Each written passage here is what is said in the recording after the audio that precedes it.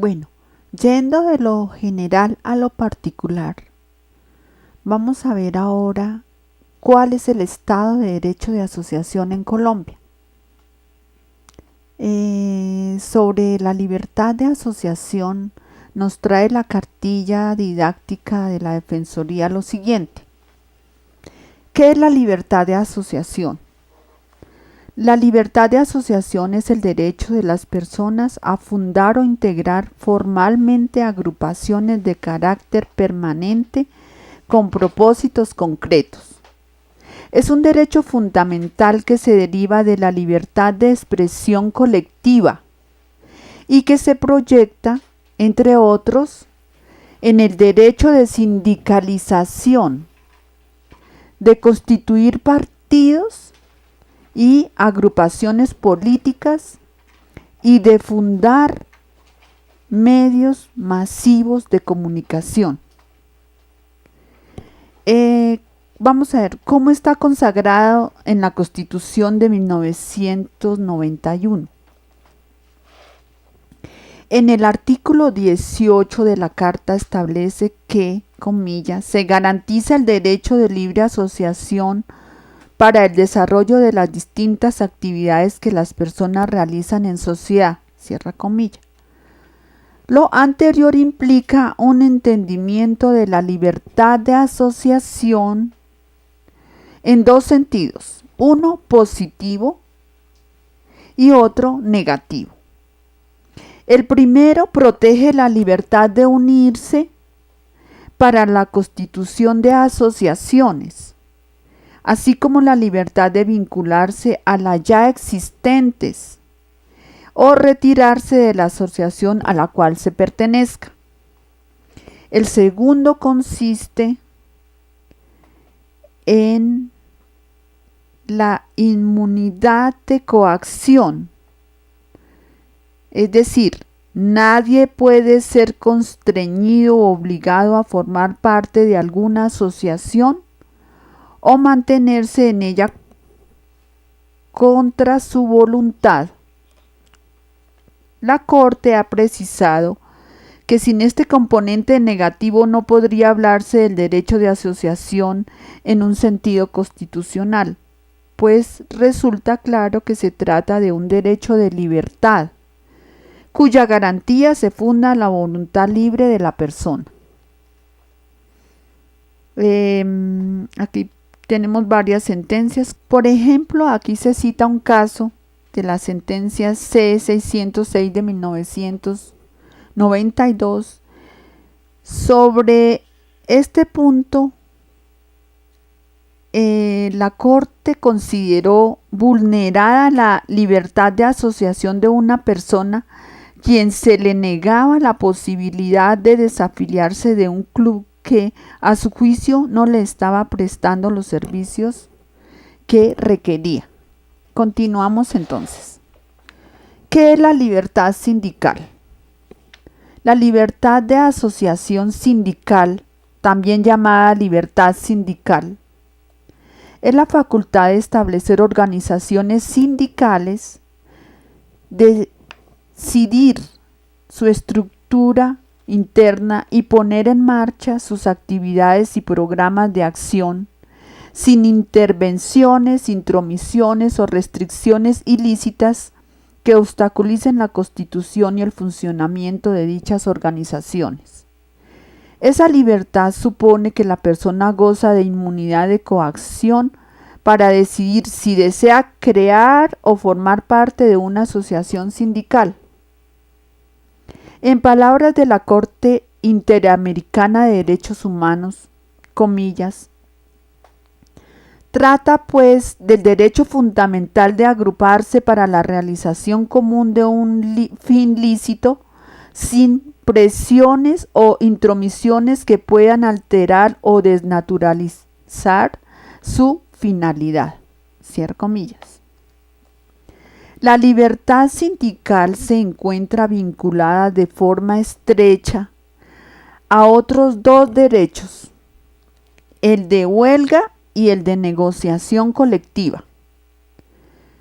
Vale la pena indicar que la Corte Constitucional ha entendido como núcleo esencial del derecho de huelga la facultad que tienen los trabajadores de buscar respuesta favorable a sus intereses laborales mediante la suspensión colectiva del trabajo. Esta facultad tampoco es absoluta. La huelga constituye un mecanismo cuya garantía exige equilibrar las cargas de trabajadores y empleadores en el marco del conflicto colectivo del trabajo. Las restricciones al derecho de huelga que están inscritas en el marco general de las restricciones a los derechos de libertad deberán tener en cuenta ese propósito de equilibrio. Aunque tal derecho puede ser limitado con el fin de proteger otros de mayor jerarquía o el interés general, el poder que la Constitución reconoce a los trabajadores no puede quedar desfigurado. Vamos a ver qué dice la Corte Constitucional.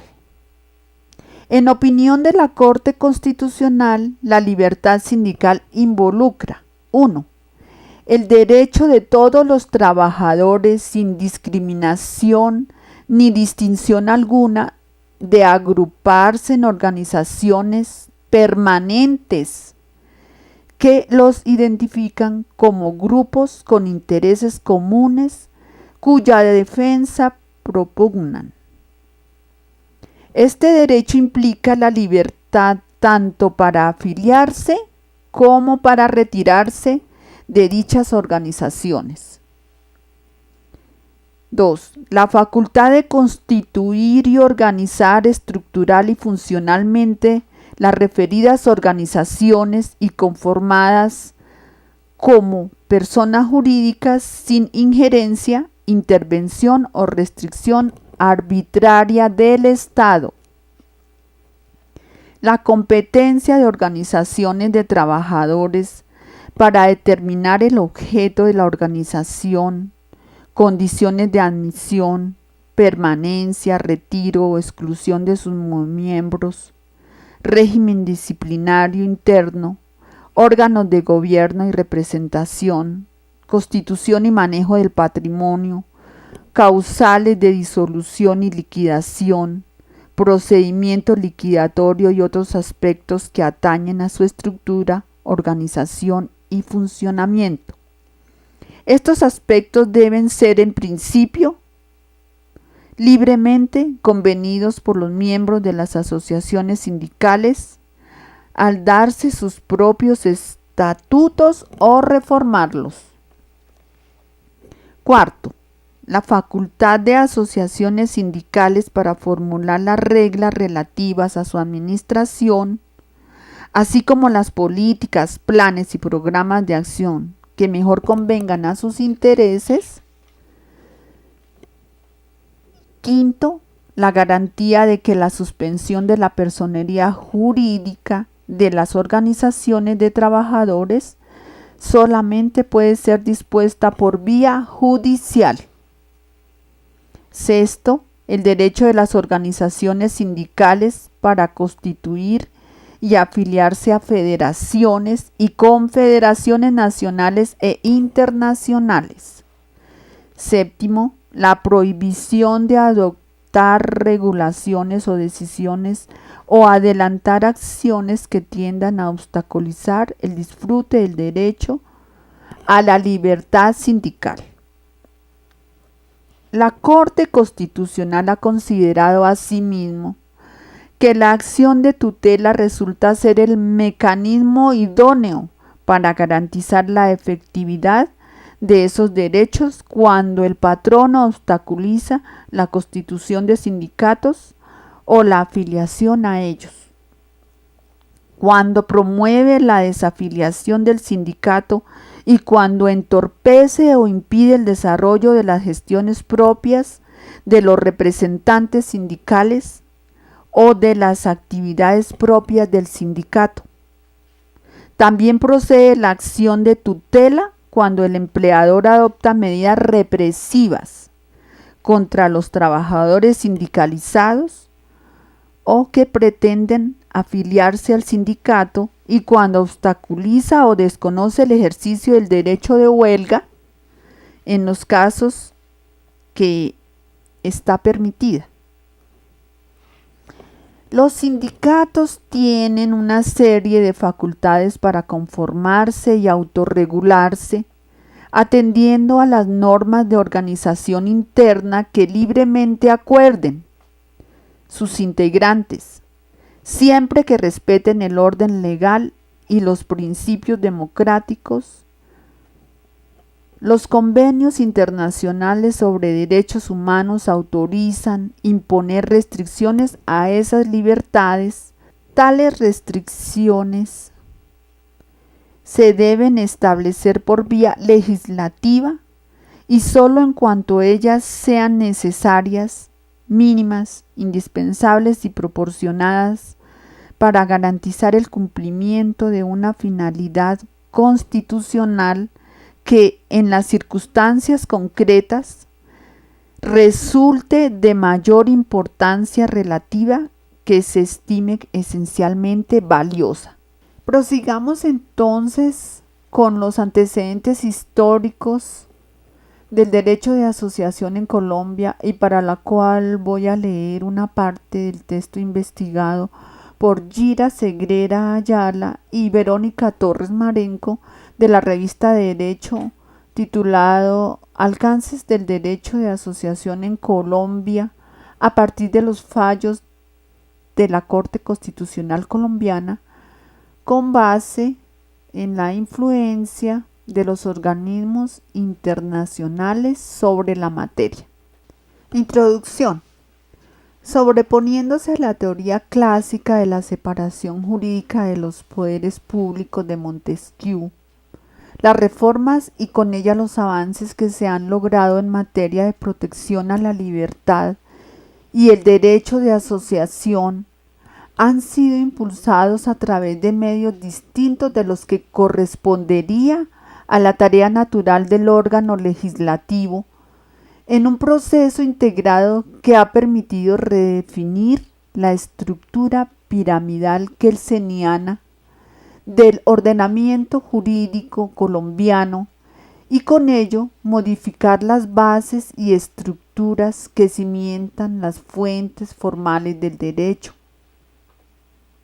Dentro de este proceso se encuentra, por una parte, el establecimiento de un corpus juris internacional de protección a los derechos humanos, integrado por diferentes instrumentos, algunos generales y universales, tales como el Pacto Internacional de Derechos Civiles y Políticos, y otros generales pero regionales como la Convención Americana sobre Derechos Humanos y el Protocolo adicional a la Convención Americana sobre Derechos Humanos en materia de derechos económicos, sociales y culturales, es decir, los DES, y otros universales pero especiales, tales como las decisiones de la Organización Internacional del Trabajo, los cuales han sido ratificados en su totalidad por el Estado colombiano.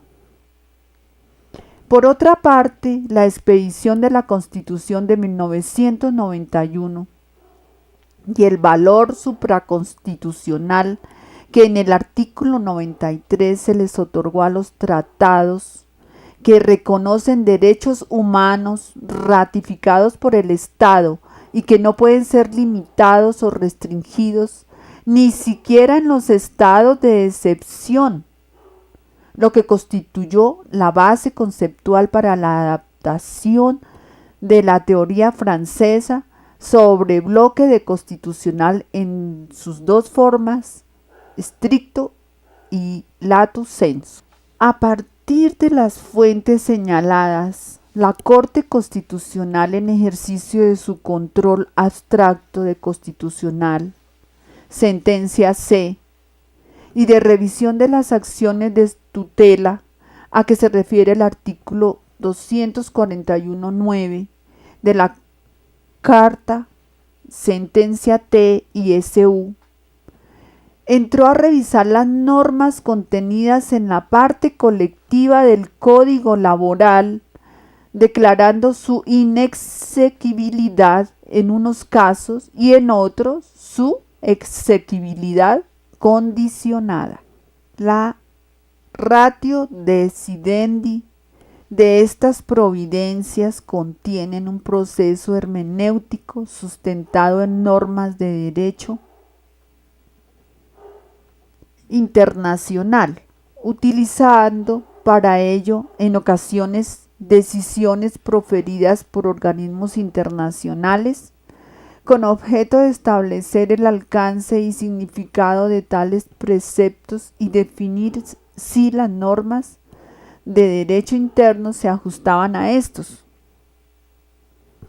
Dentro del análisis de las sentencias proferidas por la Corte Constitucional, se buscó determinar el grado de influencia de los organismos internacionales a los cuales Colombia estaba obligada a observar, para lo cual se investigó la fuerza vinculante que tiene los convenios 87 y 98 de la OIT, la Convención Americana sobre Derechos Humanos y el Protocolo de San Salvador, y si estos a su vez han incluido en el proceso de interpretación y transformación del derecho de asociación sindical, para señalar finalmente si se está conservando o no dentro del sistema de gobierno colombiano la separación de las tres ramas del poder y si la legislación de un país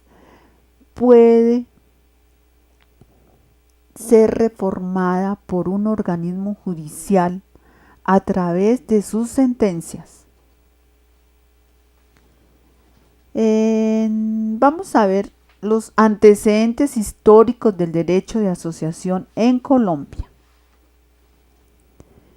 En Colombia solo se inició el proceso de industrialización al concluir en el siglo XIX, es decir, antes de comenzar el siglo XX. No se puede hablar de movimiento obrero propiamente dicho. Antes del siglo XX, el desarrollo industrial era escaso, lo que no permitió la formación del proletariado, y la Constitución de 1886 establecía entonces restricciones al derecho de asociación. En el país no existía una reglamentación del trabajo que protegiera a los asalariados de las empresas industriales, que aunque modestas, abusaban de los derechos de los trabajadores. El trabajo humano subordinado solo se encontraba regulado en el Código Civil, bajo el título de arrendamiento de criados domésticos. Es así como hasta finalizar el siglo XIX, en Colombia, no se había constituido un movimiento obrero propiamente dicho. La actividad artesanal predominaba sobre la industrial como tal. En los primeros años del siglo XX, a pesar de caracterizarse por la agitación de algunas ideas de orden social y político, la organización sindical aún no despegaba. Ni siquiera la palabra sindicato era utilizada solo se reunían asociaciones, círculos, y no se perseguía con estos fines reivindicativos, sino de simple ayuda mutua. En 1918 tiene lugar uno de los primeros movimientos huelguísticos. Los trabajadores de los puertos de Cartagena, Barranquilla y Santa Marta suspenden actividades en demanda de mejores salarios. En 1919 se crea el Sindicato Central Obrero. En el mismo año, los trabajadores del ferrocarril de Girardot realizan una huelga. Sin embargo, los movimientos huelguísticos más connotados solo se presentaron en las compañías norteamericanas, la Petrolera una, la Tropical Oil Company en 1924 y 1927 y Bananera la otra, la United Fruit Company en 1928. En la zona bananera del Magdalena, la última de las cuales, al ponerse la fuerza pública al servicio de la compañía, produjo la masacre de miles de obreros colombianos, triste evento conocido como la masacre de las bananeras. El Departamento de Justicia del Ministerio de Gobierno, en una reseña del movimiento sindical publicada en 1938, señaló que durante el predominio conservador, la incipiente acción sindical se desarrolló lenta y difícilmente bajo la mirada vigilante y la acción hostil del gobierno. Los pocos sindicatos existentes funcionaron fuera de la órbita legal, en un ambiente clandestino de inseguridad y expuestos a constantes desmanes de la parte de los altos y de los modestos servidores del régimen. Al llegar en 1930 el Partido Liberal al poder, comenzó una era de oro para la historia del sindicalismo. Algunos de los hechos más sobresalientes son: en 1931 se expidió la Ley 83 sobre organización sindical. A través de esta ley se definió lo que sería el sindicato de base. Se realizó la distinción entre sindicatos gremiales y sindicatos industriales. Se establecieron normas sobre declaración de huelgas. En el mismo año se estableció que la personalidad jurídica de los sindicatos fuese otorgada por el Ministerio de Gobierno, previo concepto favorable de las gobernaciones departamentales, y con la expedición del decreto 2169 de 1931 le correspondió dar el concepto favorable a la Oficina General del Trabajo, dependiente del Ministerio de Industrias. Luego, la Ley 10 de 1934 define por primera vez lo que se entiende por contrato de trabajo. En 1938 se crea el Ministerio de Trabajo, Higiene y Previsión Social mediante la Ley 69. En 1948, mediante el Código Legislativo número 2158, se expidió el Código Procesal del Trabajo. De esta manera ha sido evolucionado el derecho de asociación hasta nuestros días, en particular el derecho de asociación sindical, que disfruta de una amplia y completa protección. Actualmente estos derechos son reconocidos y protegidos no solo en el plano nacional, sino también en el internacional, normas que han sido incluidas por Colombia en su denominado bloque de constitucionalidad.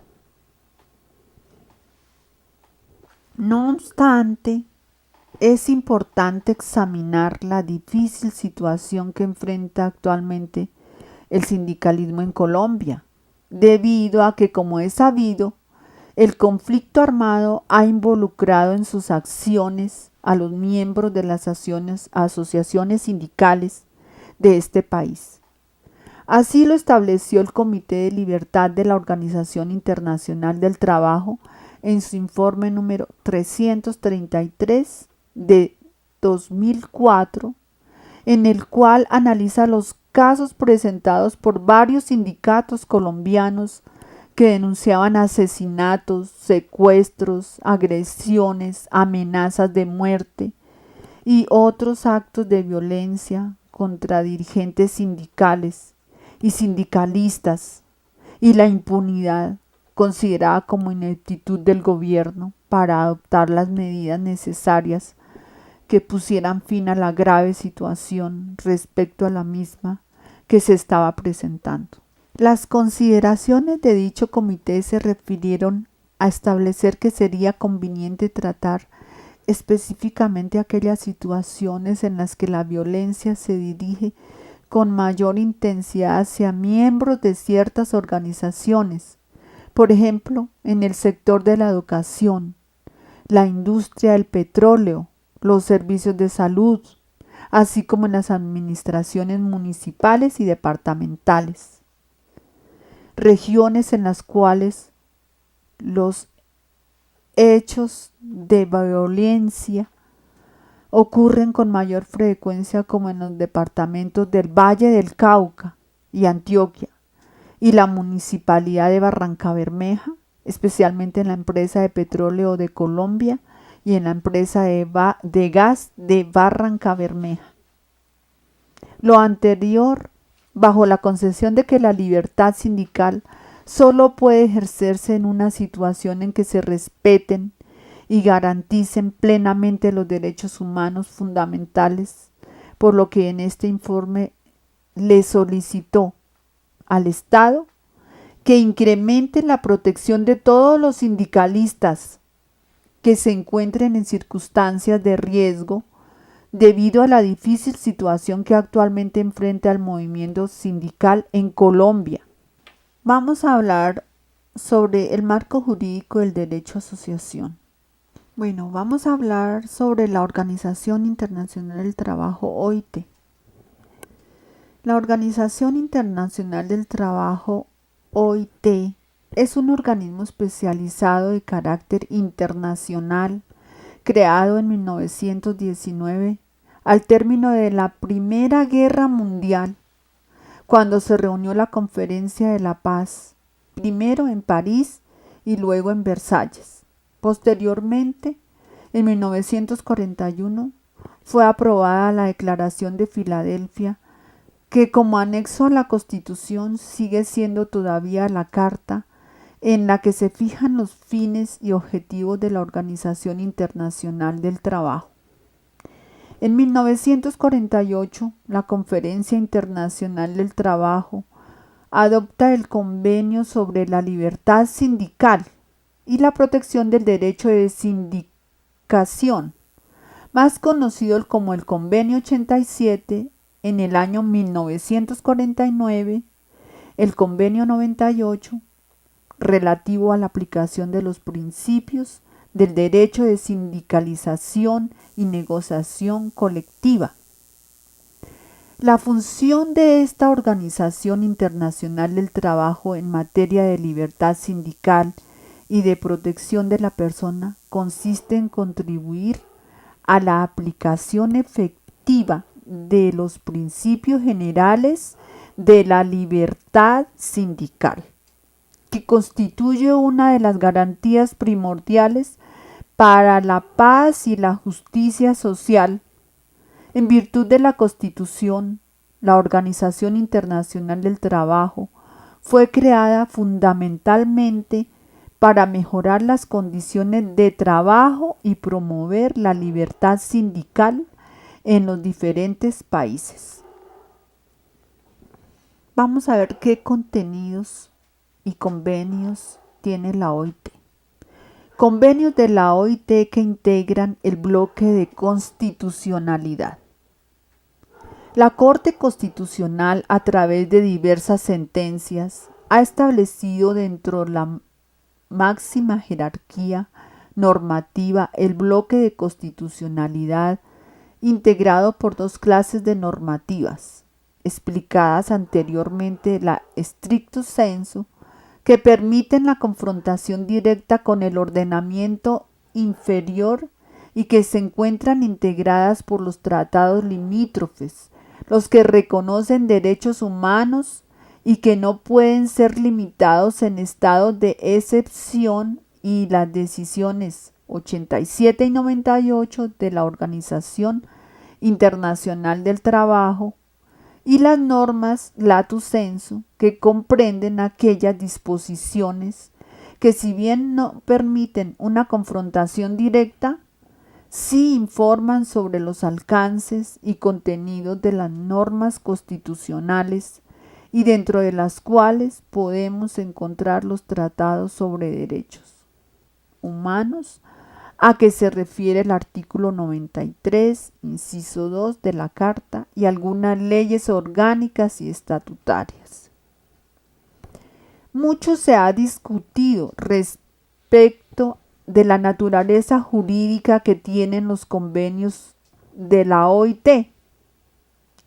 Estas discusiones llegaron a su fin cuando la Corte definió en la sentencia C-562 de 1992 que, si bien es cierto que tales actos no reúnen ni por su forma de adopción ni por su trámite las exigencias establecidas por la Convención de Viena para los tratados que se celebran entre Estados, comillas, sí pueden tenerse como tales a pesar de sus diferencias, pues son instrumentos de carácter internacional que contienen normas de derecho adoptadas por un órgano colectivo, Conferencia Internacional del Trabajo, en cuyo seno se encuentran representaciones de los Estados miembros y que solo obligan a quienes las ratifiquen. Acto que también tiene características distintas. Estas características especiales que los distinguen se rigen por las propias normas contenidas en la Constitución de la Organización Internacional del Trabajo y en lo no contemplado en ellas en las normas de derecho internacional relativas a los tratados comunes u ordinarios.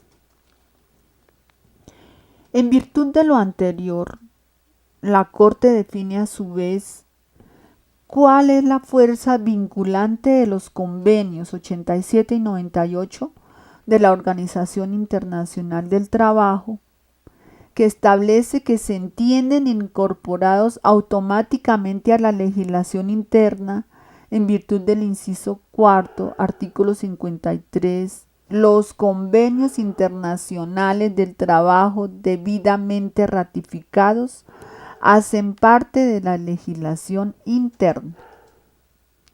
De esta manera se reconoce en la sentencia C-562 de 1992 la obligatoriedad 18 en la observancia que se deben a estas normas que se consagran. Bueno, vamos a ver otros aspectos del derecho de asociación en Colombia. En Colombia está garantizado el derecho de asociación en todas las esferas de la sociedad. Este derecho, según el desarrollo normativo existente, se hace efectivo plenamente en la interpretación constitucional del Estado Social de Derecho. Esta afirmación de orden legal y constitucional no es del todo cierta en la práctica, ya que nuestra sociedad es, en términos generales, intolerante, excluyente. Vivimos modelos autoritarios que limitan y desconocen derechos, tanto en las esferas del poder como en la misma sociedad civil, lo cual hace inaplicable los postulados que conforman este derecho. El derecho de asociación adquiere diferentes ámbitos de aplicación. Un caso particular es no superar entre la teoría y la práctica como un derecho humano y fundamental, como lo es el de asociarse. Entra en choque con los demás por el reconocimiento de la diversidad étnica, cultural, política, religiosa, entre otros, y lo que es más difícil, la cotidianidad y la convivencia civilizada. Nos falta reconocer el derecho del respeto por la diferencia, que se refleja en varios aspectos como el social, cultural, étnico, religioso, de género, político y por nuestro caso en particular en el ámbito laboral como trabajadores al servicio del Estado, donde se ve vulnerado el derecho efectivo de asociación y concomitante con el derecho a una negociación colectiva plena. Pero veamos cómo se materializa el derecho de asociación para ramas de interés colectivo. En el artículo 38 se garantiza el derecho de libre asociación para el desarrollo de las distintas actividades que las personas realizan en sociedad. La libertad religiosa, por ejemplo, está garantizada en el artículo 18 de la Carta Política, que dice, artículo 18, se garantiza la libertad de conciencia.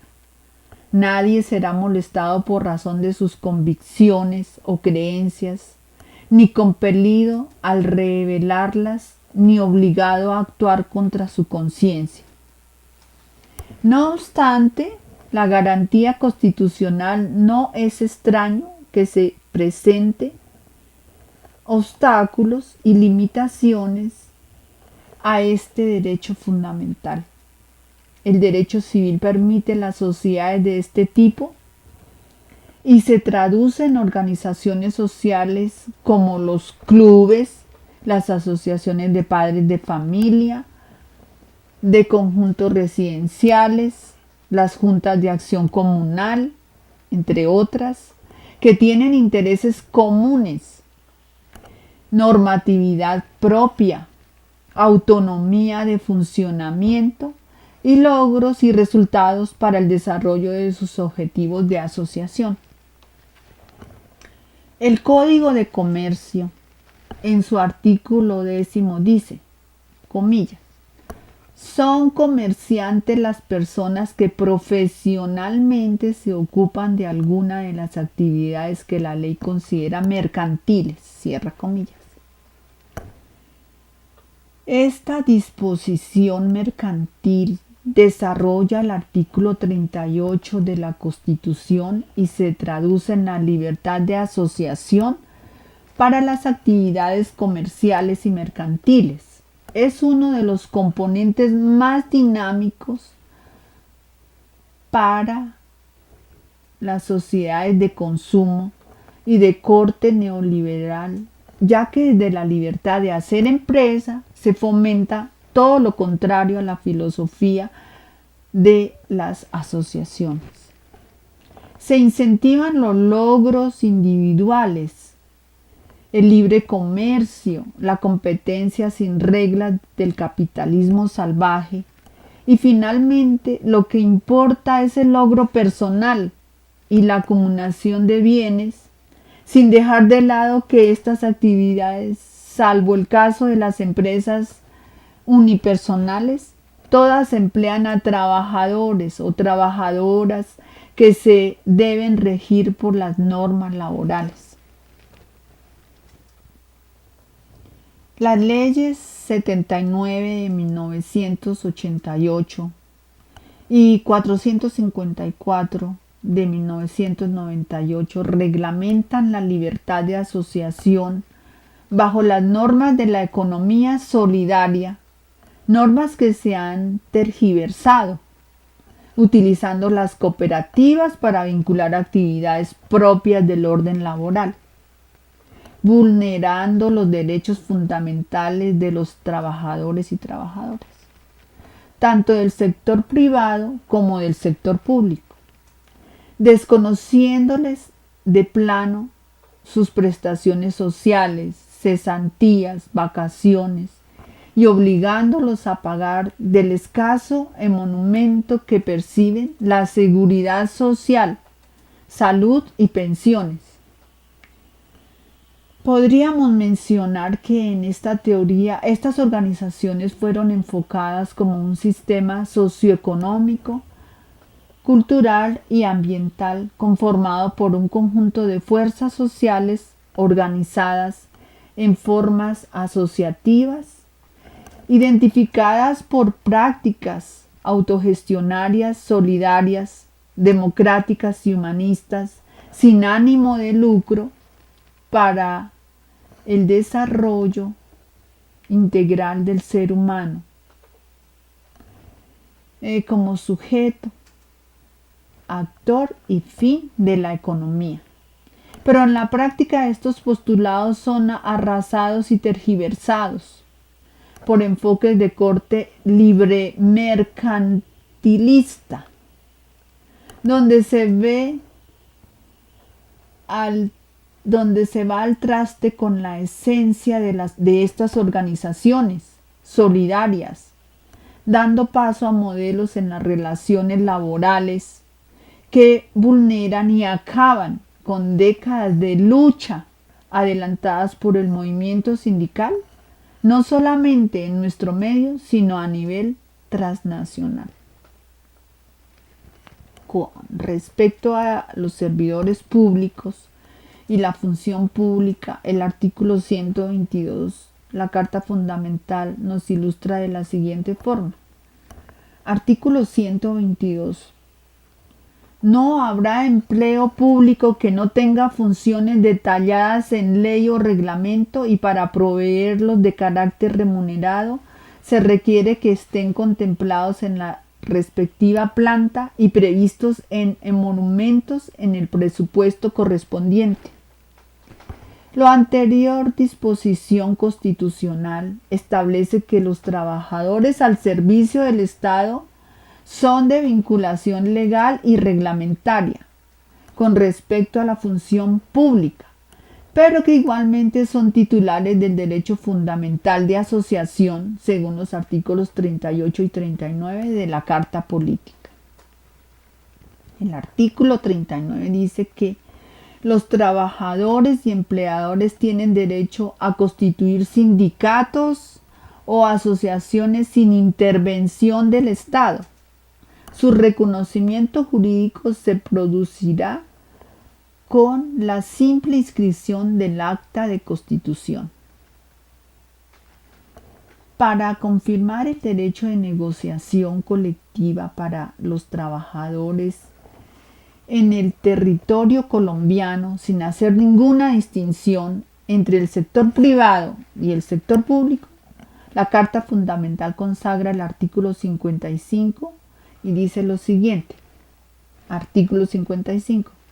Se garantiza el derecho de negociación colectiva para regular las relaciones laborales con las excepciones que señale la ley.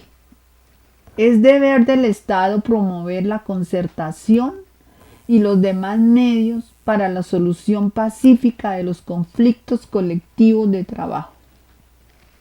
El ejercicio de la libertad de asociación se traduce en los trabajadores y las trabajadoras en el derecho a formar sindicatos, y para tal fin existen normas complementarias que reglamentan la actividad en el Código Sustantivo del Trabajo y los convenios internacionales de la OIT, en particular los números 87, 98, 151 y 154, que al ser suscritos y ratificados por el Estado colombiano bajo la Ley 26, 27, 411 y 524 respectivamente, hacen parte de la normatividad nacional en el llamado bloque de constitucionalidad, haciendo exigible a las autoridades administrativas su cumplimiento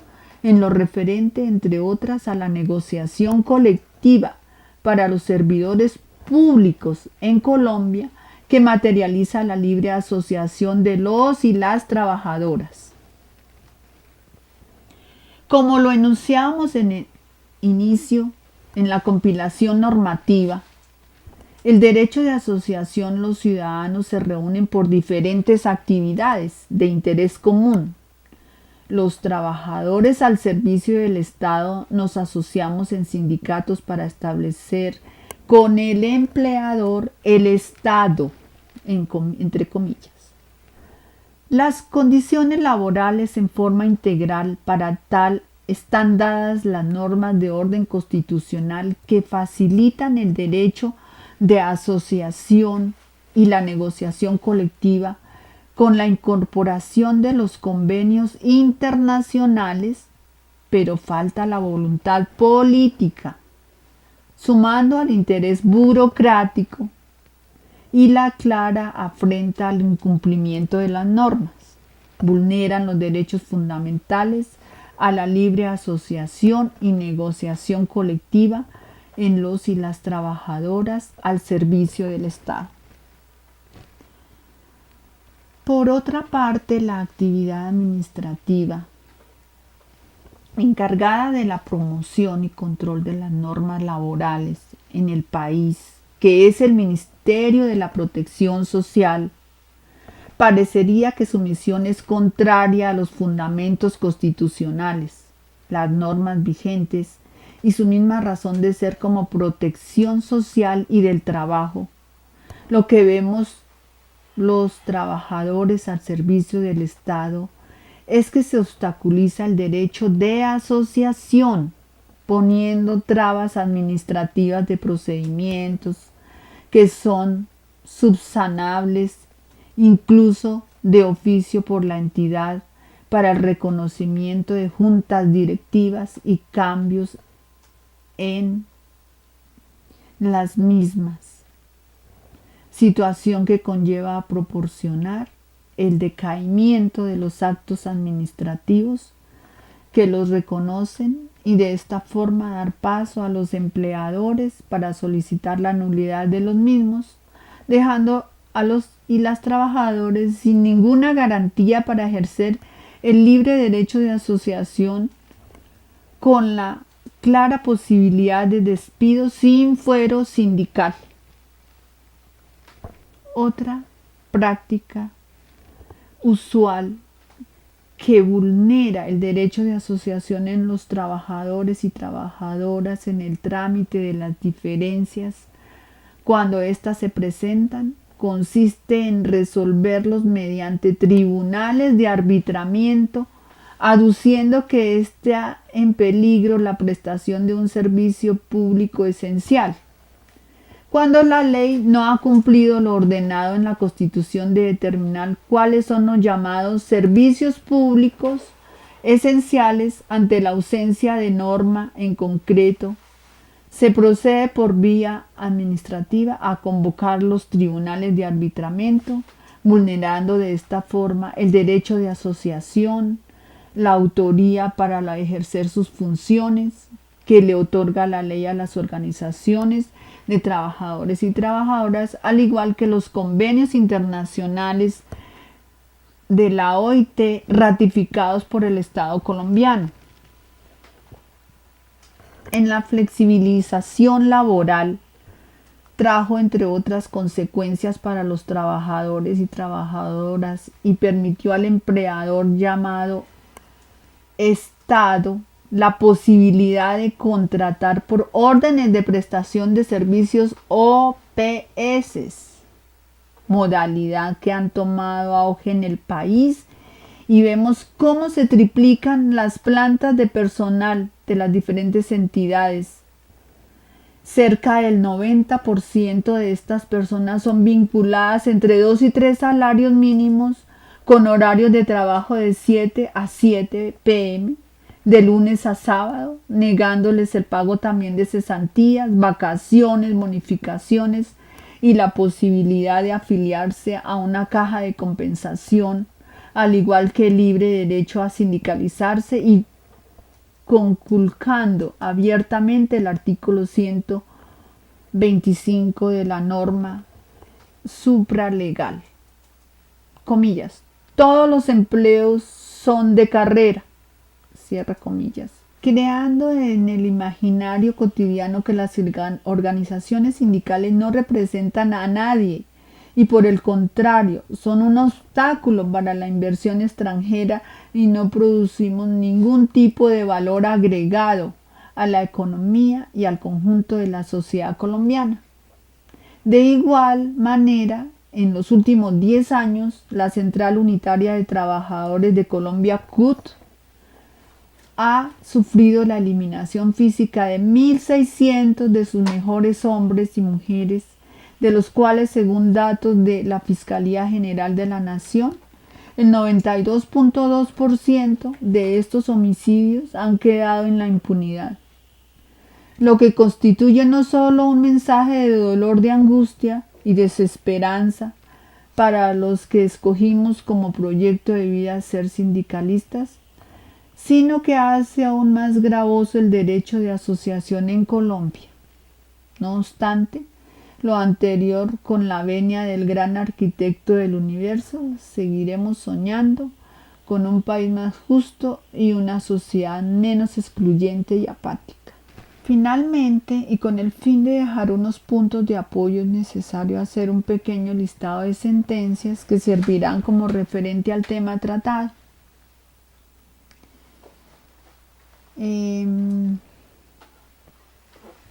Comencemos con la sentencia C-606 de 1992.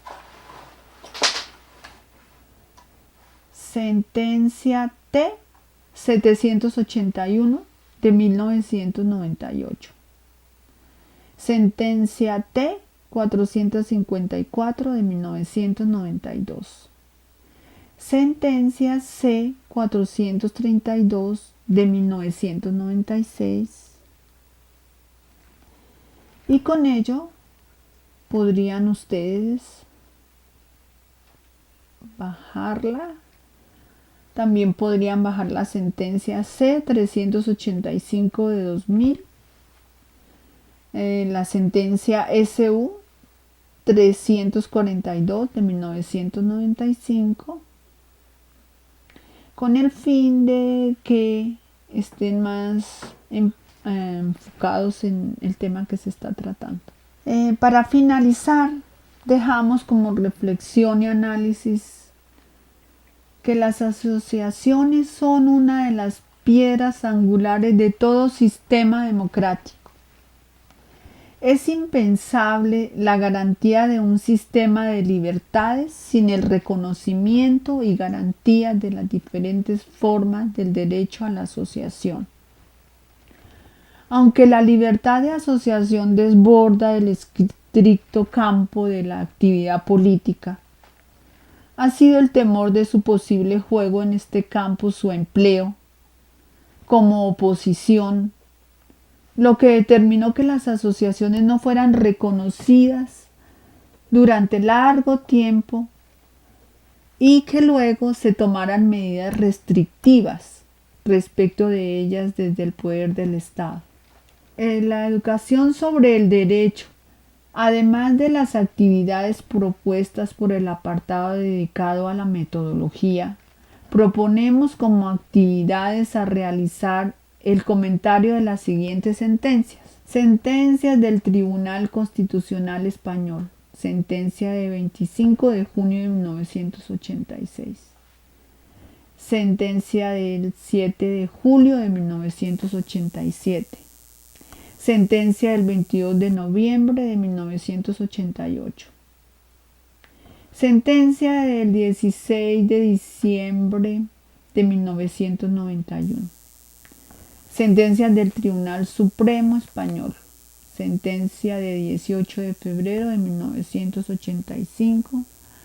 Sentencia del 24 de marzo de 1992.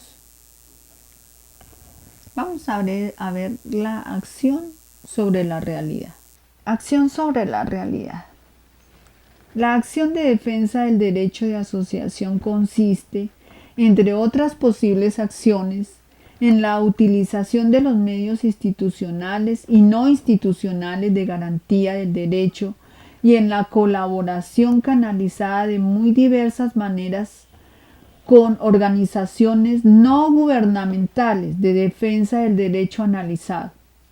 Hasta aquí hemos terminado el análisis profundo del derecho de asociación, esperando que hayan entendido algunas partes que son muy importantes en el ámbito por lo menos laboral, y en el hecho de analizar también el derecho a la libertad que engendra todos estos derechos. Me despido de ustedes y que estén muy bien.